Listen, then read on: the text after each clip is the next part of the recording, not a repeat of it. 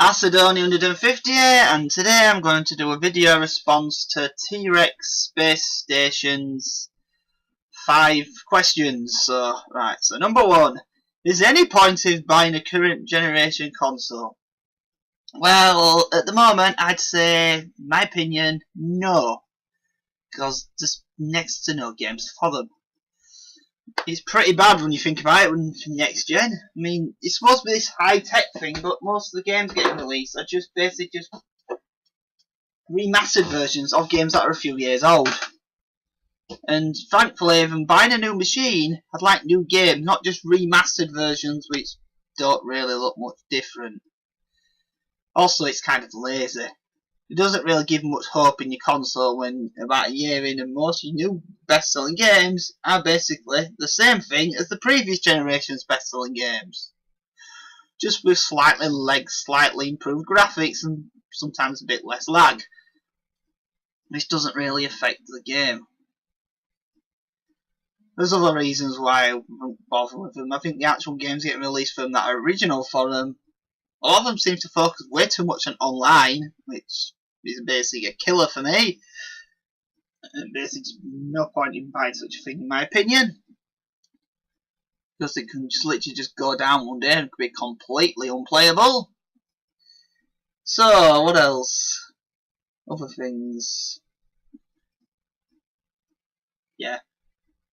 My head's going stupid again. Hurry up and get thinking. Yeah, it's really. Then there's the old problem that none of the older games work on them. The HD remasters wouldn't need to even existed if they had the common sense when programming them to let you play the previous gen on them. And that is kind of a big problem for me, because most of the best games I liked on the 360 was live arcade games, and not a single one of these works on the Xbox One. Which some people would say is not a problem, but to me, yes it is, because you basically just half the best software on the system is not playable on the new version. And when they're making all these things, that should have been a thing they should have thought about putting in the new system, way over other pointless features like music players and stuff that I know people use. But here's the thing, having a bigger games library for your systems, gonna get more customers than just randomly playing music, because guess what? Anything in the world can do that, pretty much. And them things can do it as just as well, and are a lot cheaper. So yeah, my personal thing is, if you're really going to get a next gen system, I would, my opinion, wait at least 2 years, because there'll be actually more games available for the thing to play that you might actually want. Though might be some of the better early games will be cheaper, which is a good thing.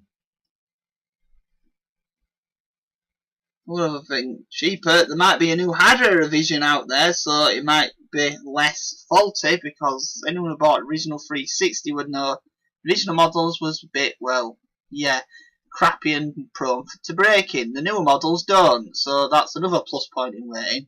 You might get a model that actually lasts a lot longer and doesn't break every 2 seconds. And you don't know what else they're really planning, because it seems like this whole new generation has been rushed. I mean, ain't PlayStation 4 that lazy that Sony literally don't still have it being able to play music CDs? I mean, how can you miss a feature like simple feature like that out of a system that costs like what, £400? That's just kind of crazy.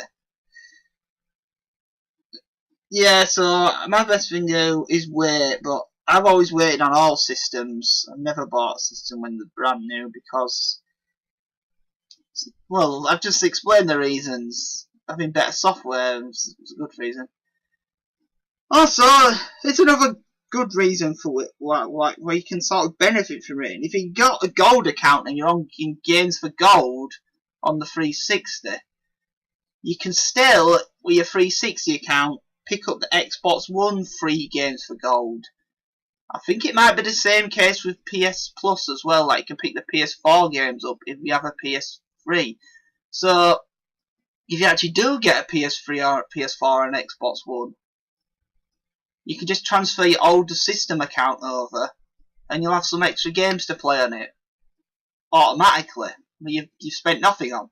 So that's something that you might want to do with if you're getting a new system. If you can't afford many games for it, well, there you go.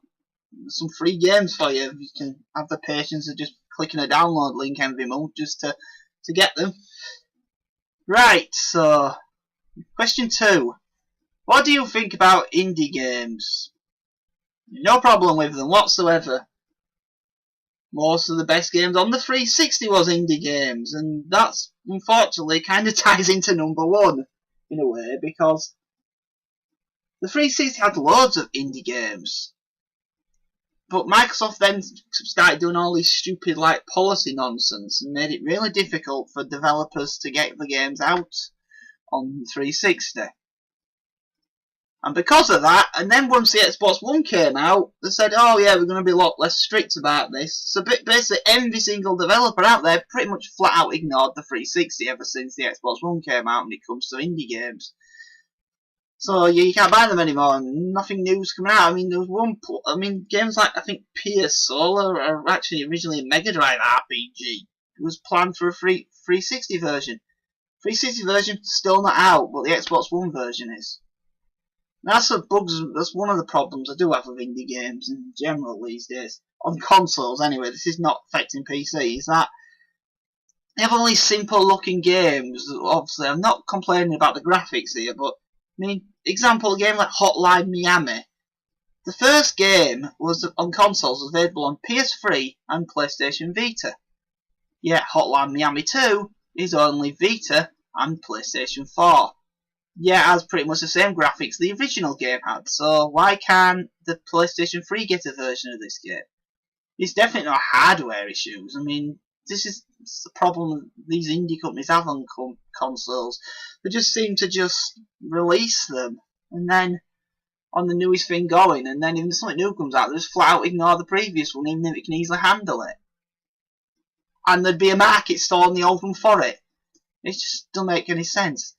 But yeah, indie games, nothing against them. The only indie games that I have a problem against is all these junky ones like you see on Steam, all these like instant access ones that like the slaughtering grounds or stuff that are just literally just giant scams to get money out of you. Now, them ones I do not like, and I'm not blaming people not for liking them and not trusting indie developers because of that, because it is a big problem. Well, yep, indie games, no problem with them whatsoever. Some of the best games on the 360 was the live arcade games, which makes it really a shame that not a single one of them can be one of the good ones can be played on the Xbox One. Though for some reason crap overhyped ones like Limbo get on there. I don't know how that works. Well, anyway. Right, number 3. Will there be any changes to your channel in 2015? Probably not, but I'm not actually sure on that. I'm still going to do occasional videos in comparing Game Boy games, console original games to the Game Boy versions video series. Still going to do lots of just random fighting around, just quick plays of games. Still going to be in the YouTuber's High Score Challenge. Might set a few scores up for Interghost's website just for people to beat, just to get the game on there.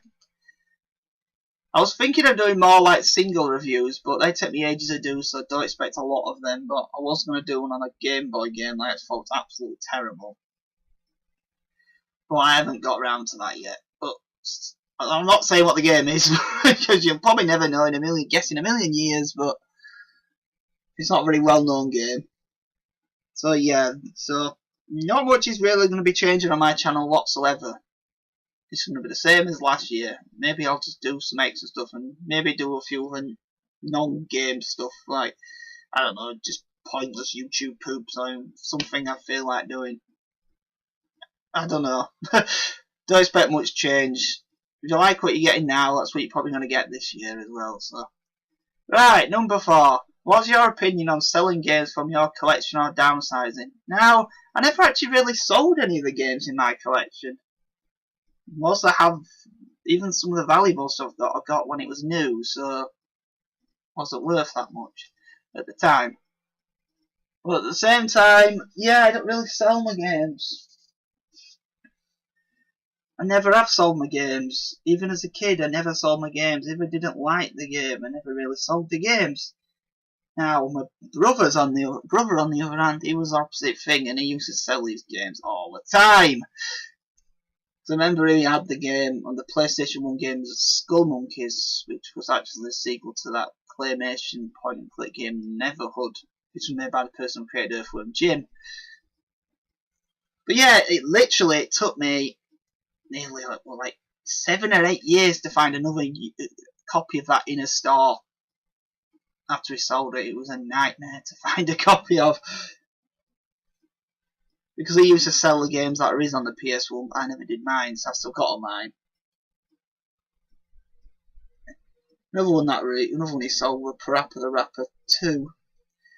Which ironically he got that same day as Guitar Hero Man. Yeah, both like big, most well-known music games that one.